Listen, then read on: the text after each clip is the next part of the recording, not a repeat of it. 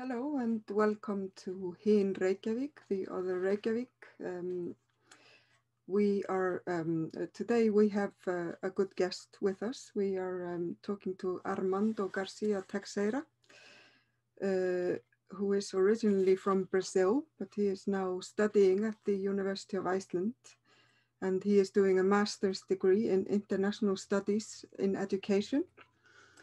And Armando has a bit of an interesting story, and he's going to talk about that and also about just being a foreign student in Iceland. So I'm not going to talk too much. I'm going to let Armando speak. Hello, Armando. How are you? Hello, Laufey. I'm doing well, thank you. Thank you. So thank you for being here. I'm doing well, thank you. And also with us is Sanna, and we are going to question Armando a bit about his story. So Armando, you are originally from Brazil. Yes. How on earth did you end up here, if I may ask? Sure, good question. It's a little of a long story, but I'll try to make it short. Well, first of all, thank you for allowing me to be here with you today and for the invitation. So basically, I was always very curious as a kid about different countries, cultures, and language. I remember in the early 90s, as soon as I got access to a computer, I was spending most of my time in front of the screen trying to find information about different countries and so on. There was a time in school when I went to study business in Brazil, which is also a story apart. I had to do kind of research, and I focused on Iceland, Estonia, and in Slovenia, because I said, oh, these countries kind of have interesting dynamics because they are all kind of in the margins of Europe, and they have smaller populations and things like that, different dynamics. So I did like a comparative studies of these three countries. And this led me to do research as a young researcher in a project back in Brazil. And I got extremely interested about the possibility of perhaps just moving abroad and getting to know other countries. And Iceland was in my radar for also at that time for many reasons, because of music, because of movies as well. And I decided at the end that I would go to Slovenia. I was a little bit intimidated by Iceland because it was quite far and I didn't know how I would react. I know I love cold. I'm a winter person, but I was afraid of it. So I ended up in Slovenia. And so from Slovenia, I stayed there for about 8-9 years. I studied political science. You can cut me anytime, or you can just ask more questions. So I had a lovely time in Slovenia. Like all the friends that I have from my adulthood, they are Slovenes. I speak the language. When I moved to Slovenia, I started studying political science, and it was a Slovene program. So it was 40 students. I was Armando from Brazil, and the rest were everyone from Slovenia. So I had to learn the language. It was a really interesting atmosphere, and also the social, political things that were happening in the city. It was 2008, around that time, financial crisis and things like that. Lots of opportunity to get engaged in different things. And I was striving to go through to continuing academic career, but it was quite difficult at the time, and I had a number of side jobs, and I ended up getting a job in IT in Slovakia. I moved to Slovakia. I lived there for the last 7 years. I was my last job, I was working in a corporate company. And then I just could not take it anymore. I wanted to do something that I was passionate about. And I came here because I visited Iceland as a tourist in 2019. I fell in love with not just the idea of like nature and things like that, but with the people. I came here with basically to do like the thing that people do. Oh, let's see the nature and things like that. But I end up just walking around the street and talking with strangers and having realizing that we have like similar humor and things like that. And I really love the sound of the language. It's something that I always did. And so, and I found a very interesting program in master's level. So this brought me here. Yeah. Mm. Thank you. That was, yeah, it's extremely interesting. And I'm kind of also wondering, because you mentioned music, what kind of things were you into that was like, do you remember like a special band or an artist that you were listening to? Oh, I mean, I could name a number, but I can say Bjork since I'm 14 years old. I was a 14 years old that was in love with Bjork, you know. It was my ideal of, you know, my idol, it was Bjork, yes. Everything, her voice, her lyrics, her attitudes, everything. That's very understandable. She is amazing. And there is a very nice playlist on Spotify now that is called, I think it's called Rock Reykjavík or something like this. Mm-hmm. It's I love the songs.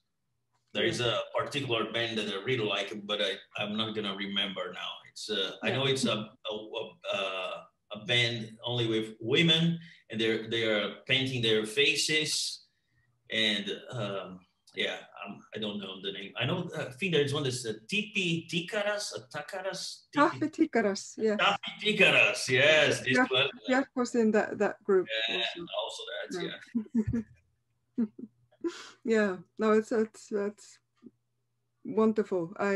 Yeah, because I mean, I think, you know, art is so important for you know, getting people around the world to know the place. So it's a very good medium to, you know, yeah, definitely, and should be more highlighted. I think for yeah, but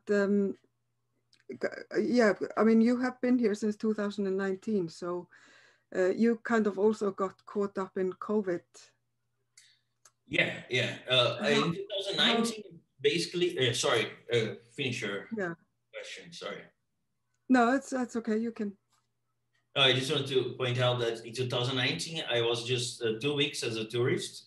Then I went back to Slovenia because my holidays were over. But as soon as I got back home, I started getting rid of the things I don't need anymore, and starting the paperwork to plan to move to Iceland in 2020.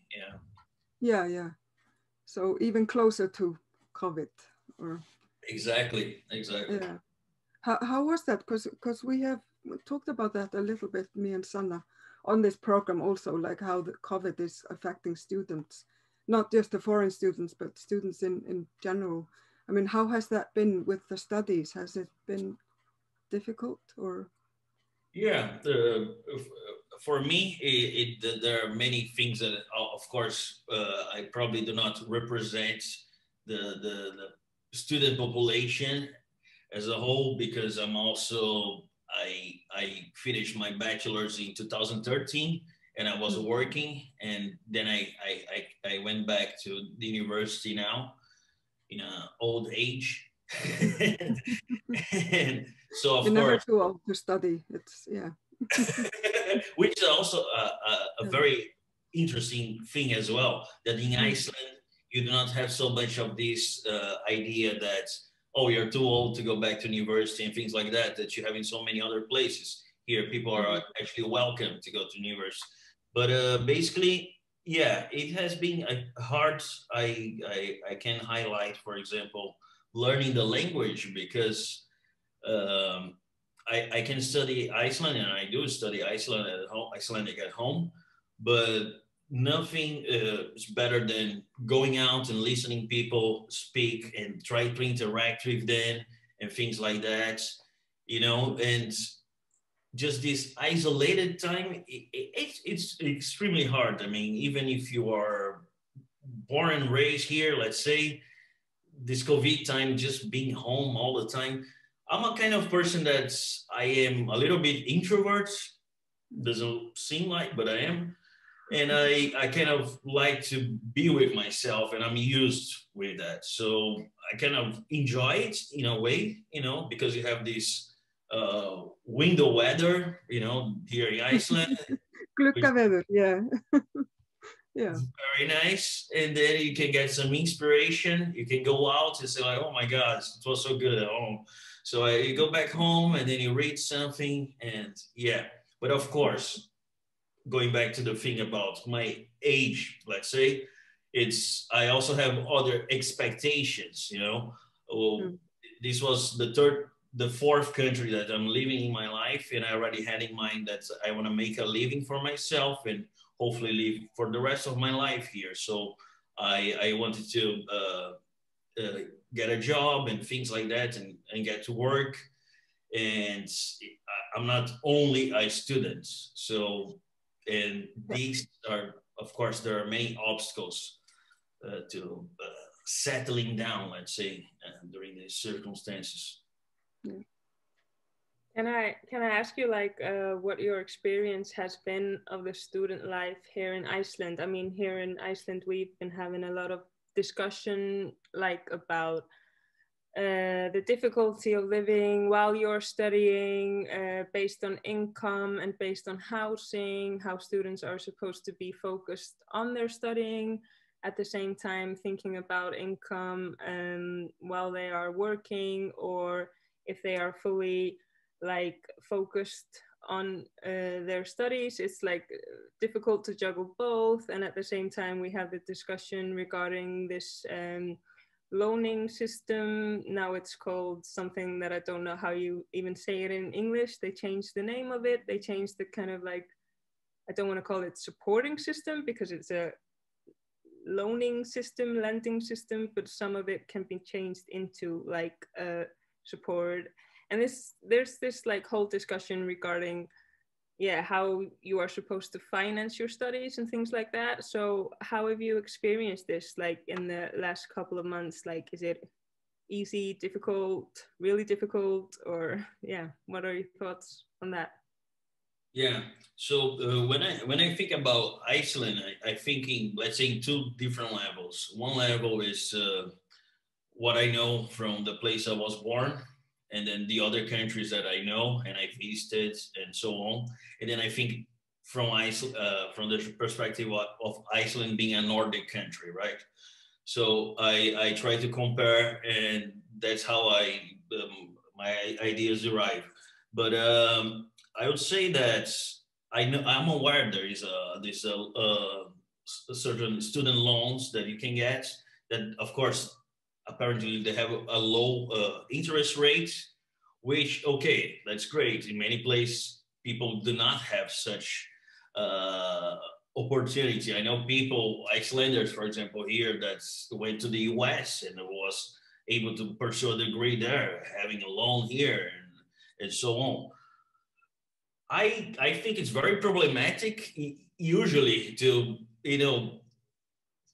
receive an education and to have to ask for a loan. In general, I come from a family that do not even own credit cards, because they were kind of traumatized by the inflation and by the many crises that we had, especially in South America and so on.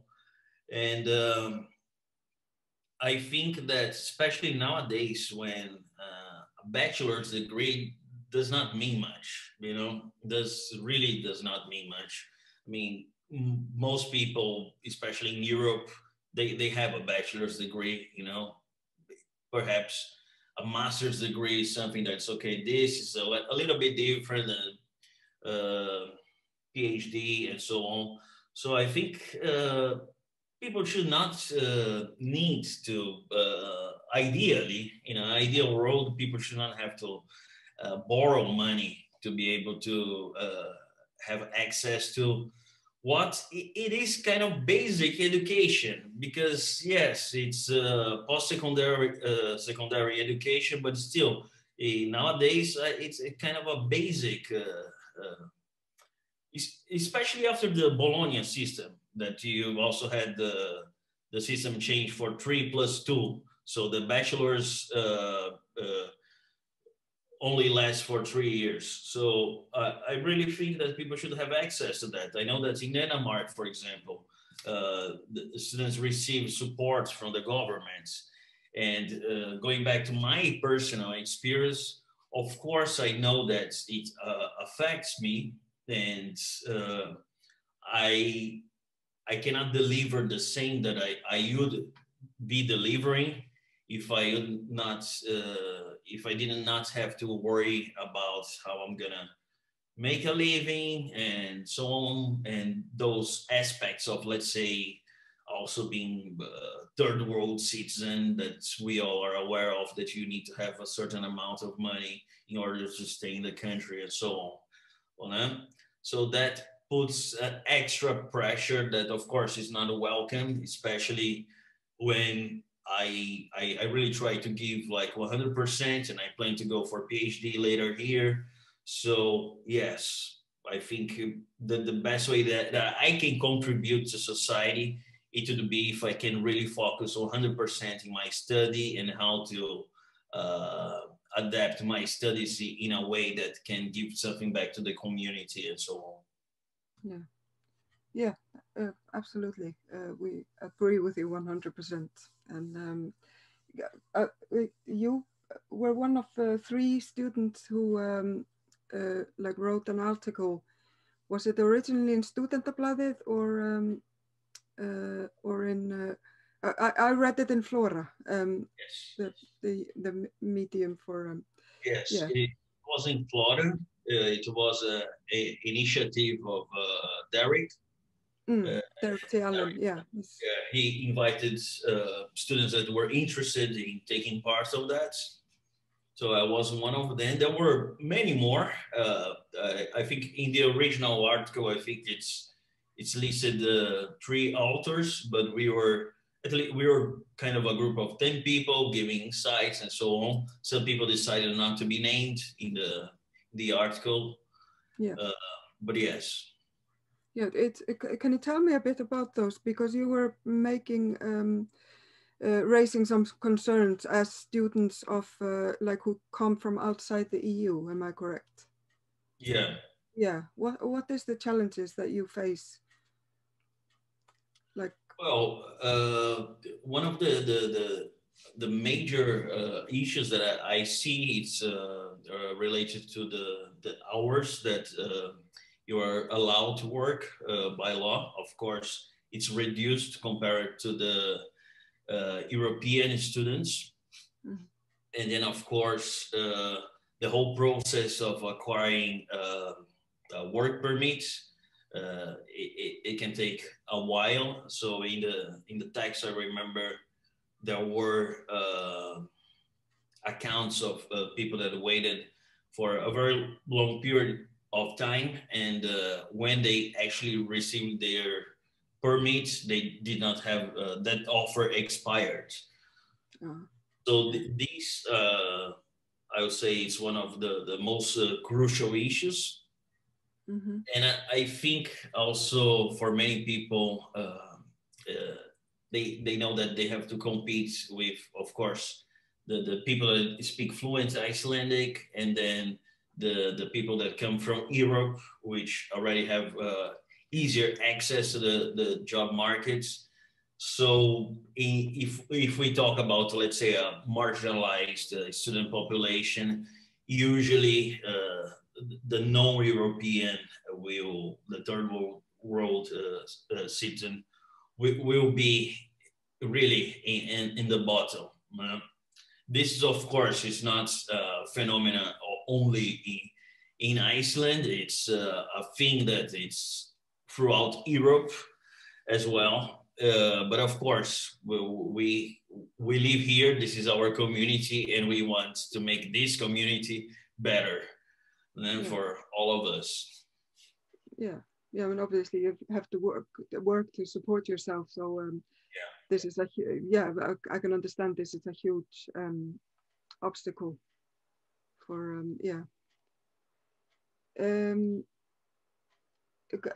is there, because you studied, you did your bachelor's in Slovenia. Yes. What is kind of is it like a similar system? What are the differences and the similarities between Iceland and Slovenia in that aspect? Yeah, there are. When I moved to Slovenia, it was in 2006. They had a fairly good system for students at the time.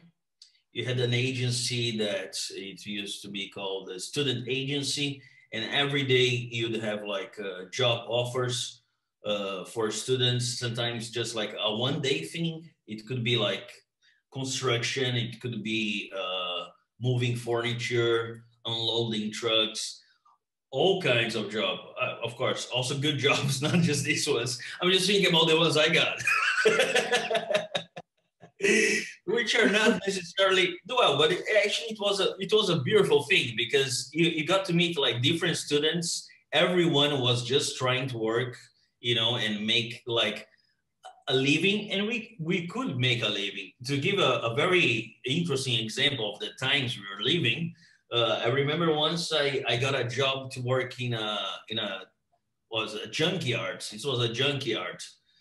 So it was me and a boy that, if I'm not mistaken, his father was the ambassador of the Montenegro embassy in Slovenia. Another boy that he wanted to do his master in England. Everyone needed money.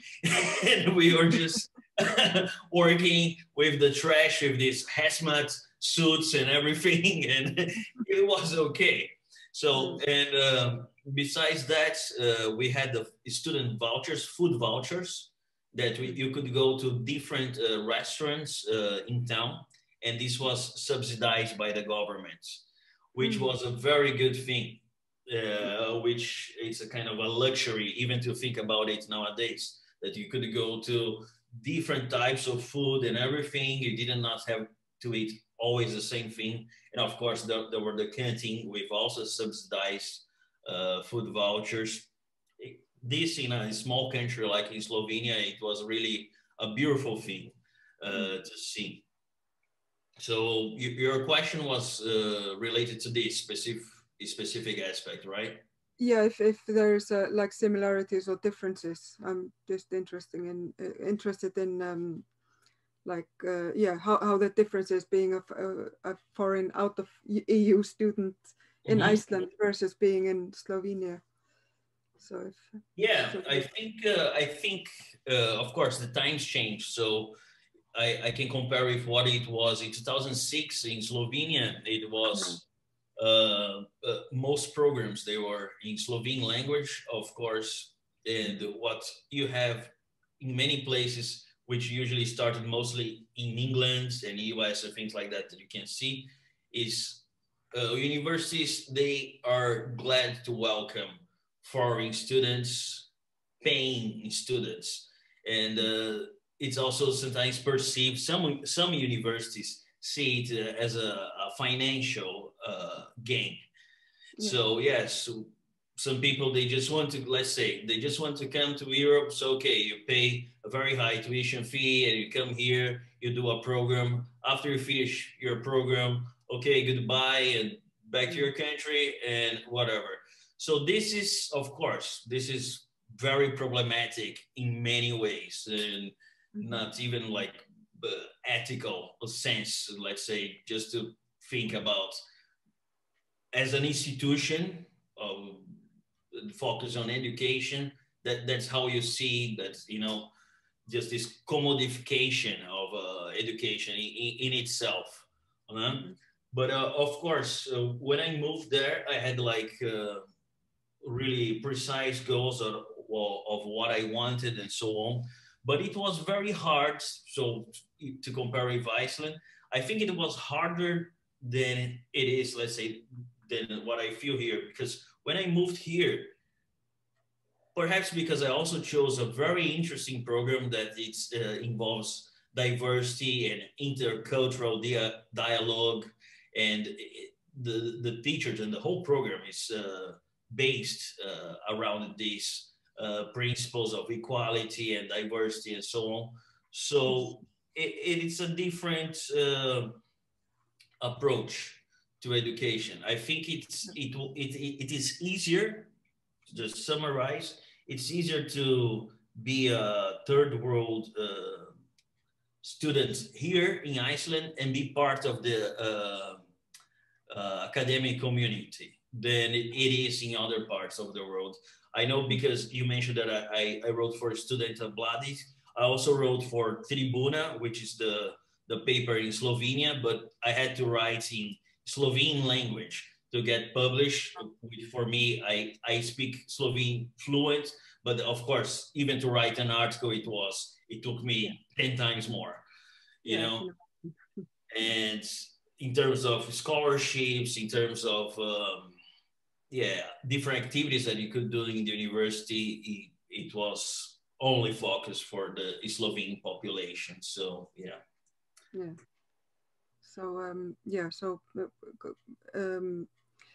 So Iceland is basically, it's like more open, maybe socially, but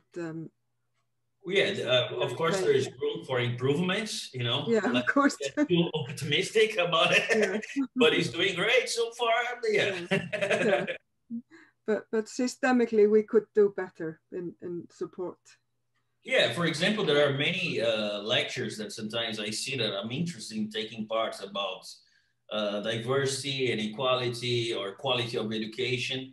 And then you see that even lectures that are talking about the migrant population in post-secondary education in Iceland, these lectures will be in Icelandic, you know? Yeah. So if you're a migrant and you'd like to share your thoughts on that, you're gonna miss it, you know? Yeah. It is, because I also have a bachelor degree in political studies, so political science. So we share that background. But I mean, when I was doing my bachelor, which was only a few years ago, I was also an older student.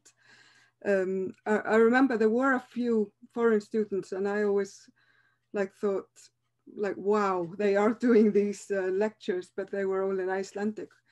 But it kind of depended on whether the teacher was open to receiving the, for example, the essays and the verkefni in English, which most of them, I think all of them were. But but obviously it's hard to sit through lectures that are only in Icelandic. And I mean, from my experience in Slovenia, you really learn the language because, but the thing is, you do learn the language, but you also, you miss being able to participate actively in the classes from the very first year, for example, because in Slovenia, the way it works is that I was obliged to pass the national exam of Slovene language and to have the same level of Slovene that Slovenes have when they finish high school. Right.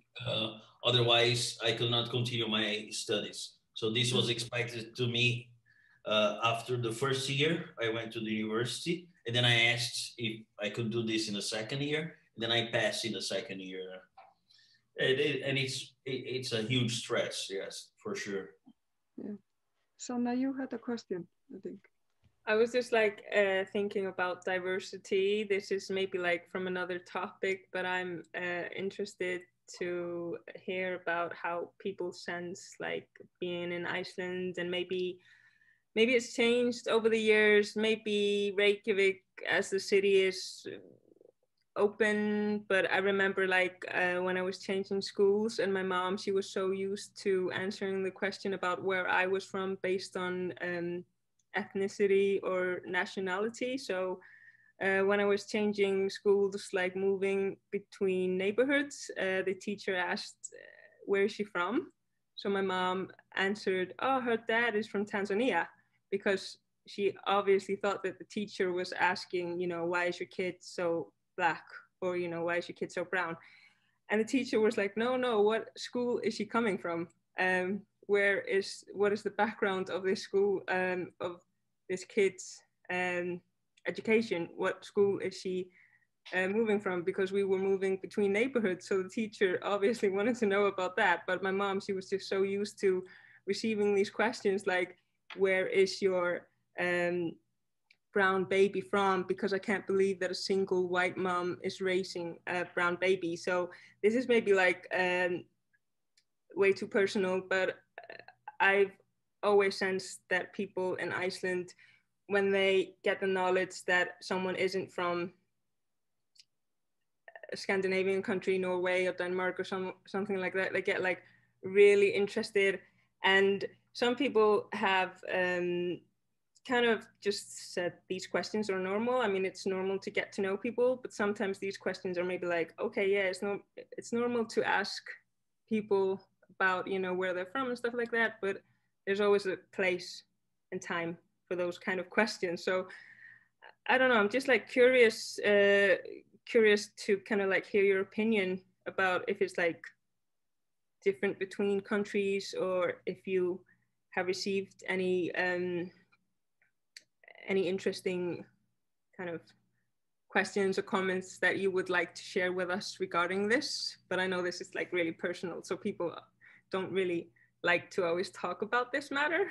It's like a really, really wide spectrum of self-identity that kind of pops up to mind. Yes, thank you, Sanna, for your question. And no, I'm fine talking about it, because I think it's the importance of this kind of personal narratives is that we can help other people, you know, and through this process we can also learn and understand ourselves and our intentions and so on. So I completely understand, like the things that were going through your mother's head. You know, I was adopted the first day I was born by a white low class family. I did not look like my parents, you know, and I did have several encounters with let's say very with racism in different stages in my life, in different geographical locations. And the thing that it's kind of makes me feel good that I am in Iceland, and also it's kind of sad at the same time, is that I don't think I will ever encounter, even in the, let's say, the let's say very racist places. I'm not ever going to encounter the same racism that I saw in the place I was born, you know, because Brazil, with sociologists, they talk about what we call cordial racism in Brazil. So it's the idea that we are not so straightforward about racism like in the US, that everyone picks their own team and they openly speak about it. We just pretend that we really get along together, but and the racist talks are just reserved in our private lives for the most part. So I had by having, let's say, white parents. I'm not even used to say that, because the funny thing is, I'm the single. Let's say I don't have any brothers or sisters. I'm a single child, and my experiences with racism, it was mostly when I left home. So when I started going to school, I went to both white schools, where in the white schools, I was considered to be the dark-skinned kids and automatically the troublemaker. And then I went to public schools where I was the light-skinned kid. And I was a geeky light-skinned kid. So I was in this liminal place in my life for a lot of time, which it just made raise my kind of my critical perception towards nuanced forms of racism. And when I moved to Europe, for instance, of course, I had many different encounters, not just verbal forms of racism, but also physical forms of racism. Especially in the last place I was living in Slovakia, one of the many reasons that made me decide to live there, it was the way that I could not feel safe walking the street or going to a store and things like that. And there are things that you just realize once you start getting older and thinking about your life. And I think I talked with my classmates once about it. It's just because of the pigmentation in your skin, you change the way you behave in a public space. You know, I realized in my adult life that automatically when I enter in a store, my eyes, my attention knows where let's say the security guard is, because I don't want to do any suspicious movements, so the person will think, oh, maybe this person came here to steal or something like this, you know. But of course, there is like this tiny paranoia, which is kind of serves to protect you. But of course, it is a thing that I was in the streets in Sao Paulo when I was a teenager. I saw it over and over again in my life, you know. In the 90s, when I was living there, we had in the main street of Sao Paulo, I remember we have about 30 or 40 gangs of skinheads, you know, and they were violent people, viciously violent. And I remember crossing the streets in Sao Paulo, and you could hear the cars locking the doors, you know, because people were afraid. I had classmates when I was going to school there that their parents did not welcome me in their house because they were afraid that I would sell the kids drugs or things like this, you know, and it was absurd. I remember I had a friend that he was a redhead boy, and his mother was terrified that I was the drug dealer in the school. And I didn't even, at that time, I didn't even smoke a cigarette, you know? And he was actually selling drugs. And I just wanted to play some video game because I didn't have any friends. So there are these kind of things that, yeah, it's, I had many experiences, also encounters with police in Brazil. They tend to be very brutal. There's a story, you can interrupt me anytime, but there is a story that I always remember, that I was with a group of friends going to another friend's house to watch a movie.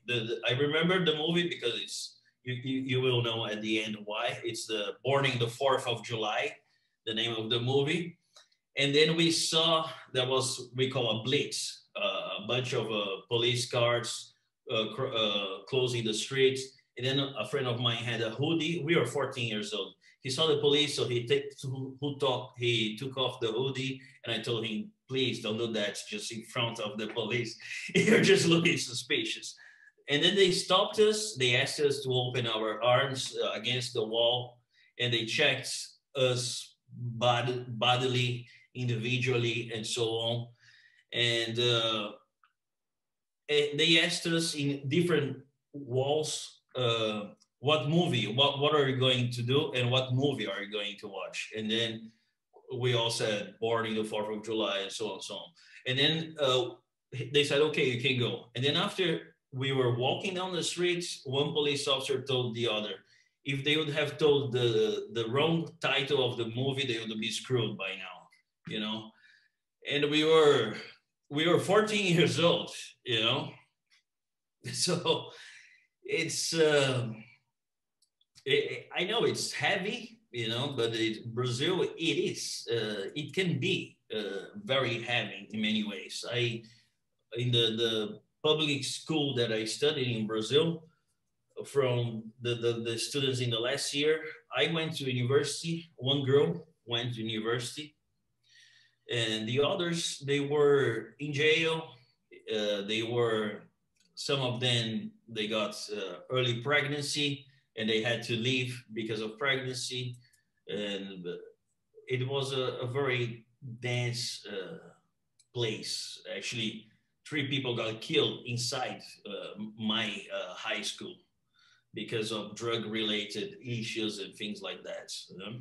And shooting and so on. And from my experience in Slovenia, I did not have that much of racism, especially the physical parts that what bothers me the most. Because in Brazil, I remember I could cross the wrong street and there would be a gang of skinheads and they would say like, you're not welcome in the streets. I don't care if this is on your way home. Next time you're gonna choose a different street. So in Slovenia, I did not have this. It was like this very subtle thing. I had a girlfriend and we were in a party and a guy came to her and said like, why are you doing with this guy? You know, you're good enough. The guy told like my girlfriend, you're good enough to find a Slovene guy. You know, so this kind of, there was another level for me. So for me, yeah, the horrible, but still. And then in Slovakia, I again met the kind of very vicious racism of attacks and gangs and these things. And they would speak like any reason to have an argument with you or fight and things like that. Once I was waiting for the bus and I asked a couple that was standing if they could tell me if that was the bus that was going to the place I wanted to. And they told me, they gave me the information. One guy, it was early morning and he had like an open shirt. Probably he was drunk from the previous night. He was like 40, 50 years old. He approached the couple and said like, why are you talking with this migrant? He talked in Slovak, but I understood because I also speak Slovak. And he said, would you be happy to take him home with you and introduce to your parents? And I said like, oh my God, I'm just gonna get away from this guy. And then I went up to the bus. I sat on the bus and I did not realize, I was very stupid because I should be more careful being raised in Sao Paulo. He sat behind me. And when he sat behind me, he slapped me like this in the ear. So they stopped the bus and because people saw what was going on, but not that they did anything. The guy stood up and he started yelling, did you all see what this migrant did? He just attacked me. And I'm just saying that because this is so classic of people that put you in certain situations regarding race, you know, because just seeing if you're gonna get the support of everyone else and then suddenly everyone is against that specific person. There was one Slovak girl that she saw what was going on and she told the driver, and the police came. The driver called the police. She told the police about it. And then I went and I talked to the police and I said, yeah, I'd like to go and make a report. And then they told me, but report what? It's gonna take the whole day. Do you wanna be sitting in the police station the whole day? Then of course I was thinking, yeah, is it really worth it? And what are you gonna report? No, it was clearly a racist attack. And then they told me, very nice, this, there is no such thing as racism in Slovakia. Maybe in America, where you're from. So, yeah, okay. So just to, I know it was a very long answer to your question, but I just like to make my point that, yeah, there is racism everywhere in different forms. And it's not just, this is my personal perspective and experience, but of course, even if you go in Brazil, there is the people from the south of Brazil do not like the northern people and has a horrible attitudes towards them. Every country go in Slovakia, they have their issues, or they call their issues with the Roma population and so on. In every place you find this kind of dynamics. There is always a dominant group, and then there is the marginalized group. And apparently things work like that because one needs the other in a way, and one takes kind of advantage of the other. But yeah, back to Iceland, it's like, I think like I experienced so much through the course of my life that, you know, I'm aware that there can be elements of racism and or at least nuanced elements of racism, but they are bearable, let's say, you know, but of course not acceptable by any means, you know. And I learned a lot also watching your show, which is gonna be soon a year that I follow your show, so you know. Yeah, because you glad you brought that up, because you have been watching us, right, since before you came here. Am I correct? Exactly. Yeah. I heard. One of the best things that happened in the early COVID wave for me. I was just watching your show all the time. Yeah. Thank you. That's yeah. I'm glad we're reaching people. That's good to hear. But I wanted to, because we have to let you go in a minute, unfortunately, but we will hopefully get you back at some point. But there was an article that you wrote that was like an interview with Halldóra Geirharðs. And you have been a fan of her for a long time. Am I correct? Yes, you are correct. Yeah. I mean, we can put the link in the comments with when we stream the show. But yeah, I thought it was the pictures were amazing of you two, because you met her for the first time. Oh, it was the second time that I met her. It was the second time, yeah. Yes. Yeah. And can you tell us a bit about this, because you have been a fan for a long time and so on. How long have you been following her? Yeah, well, I'm really into Icelandic cinema, so I'm a big fan. And she's like this face that you can see in so many classic Icelandic films. I remember, I think probably the first film that I watched with her was Devil's Island. I don't know how do you say in Icelandic. I know it's complicated. Djöflaeyjan, yeah. Yeah. Djöflaeyjan, yeah. And I should learn it. But I was just, every film that I watched from her, it was a classic. And I watched her movies like more than once. And then came to this Woman at War that I watched like 5 times. And there was something about this movie, and I did not understand exactly what was it that touched me and was so strong. And of course, there are so many different elements, and it's such a complex movie. And at the faculty, we are talking about sustainability a lot this last semester. And one of the issues that we discussed, it was systemic change or individual change. So, of course, it's like everyday life habits that you can do towards the environment.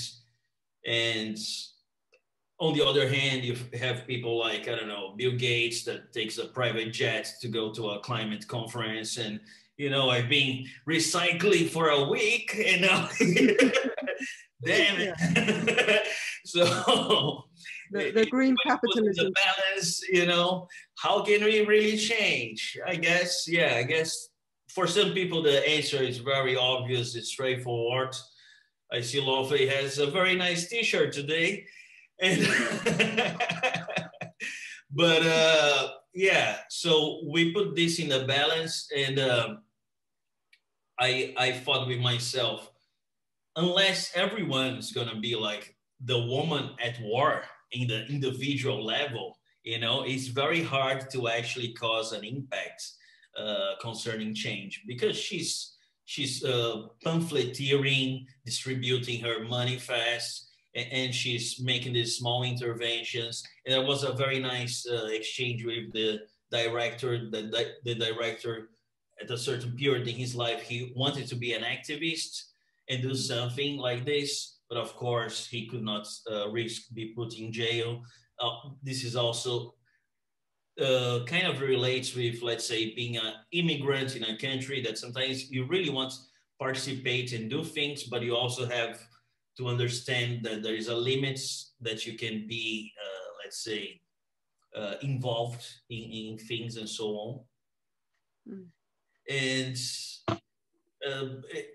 it's just, I think it's just like a beautiful movie that encapsulates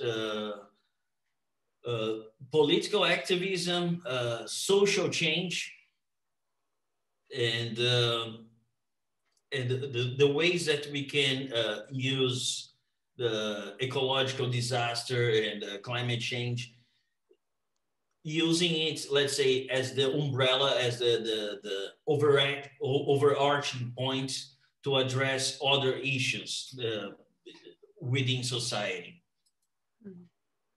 Absolutely, it was a good article, and I like the way you kind of yeah, like brought your story into it, and kind of, you know, it was really nicely done. So yeah, so like I said, I will post the link in the comments. But Sanna, you had a question, I think, but just yeah, I would just like to encourage everyone to read, and maybe just like if we could continue this, because we obviously have a lot to discuss. So yeah, we don't want to keep you here like forever. So yeah, I see that time is running out on us, unfortunately. Yeah.